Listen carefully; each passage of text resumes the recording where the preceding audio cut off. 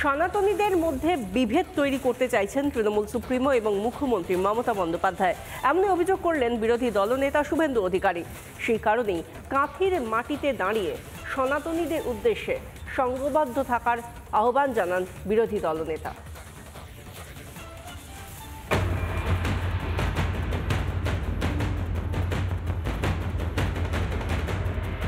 আমাদের সনাতনী হিন্দুদের মধ্যে বিভেদ করতে চায়, ভাগ বিভক্ত হবেন না, হিন্দুদের ঐক্য রাখতে হবে।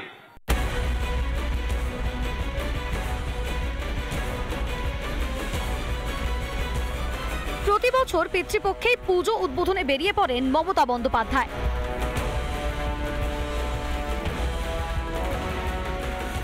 যদিও শাস্ত্রমতে তা একেবারেই ভুল।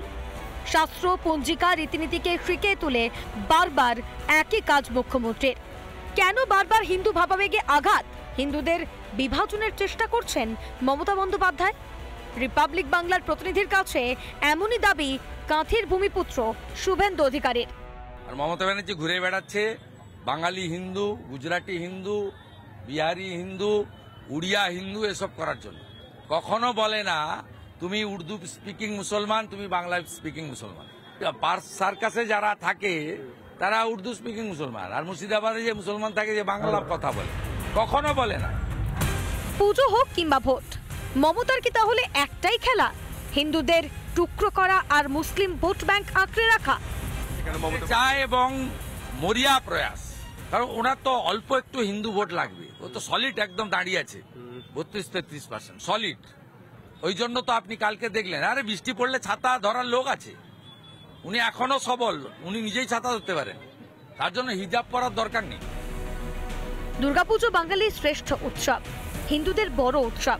পিতৃপক্ষে পুজোর বাদ্যি বাজিয়ে বাঙালির অস্মিতাকে অপমান করছেন নাকি মমতা বন্দ্যোপাধ্যায়? সনাতনীদের শাস্ত্র বলেই কি এই তুঘলকি আচরণ? কাঁথি থেকে রজনীকান্ত বেরার সঙ্গে সন্তু পান, রিপাবলিক বাংলা। নানা ধরনের কন্টেন্ট দেখার জন্য লাইক করুন, শেয়ার করুন আমাদের ফেসবুক পেজ, সাবস্ক্রাইব করুন আমাদের ইউটিউব চ্যানেল। পাশাপাশি অন্যান্য ব্রেকিং নিউজের জন্য অবশ্যই চোখ রাখুন রিপাবলিক বাংলায়।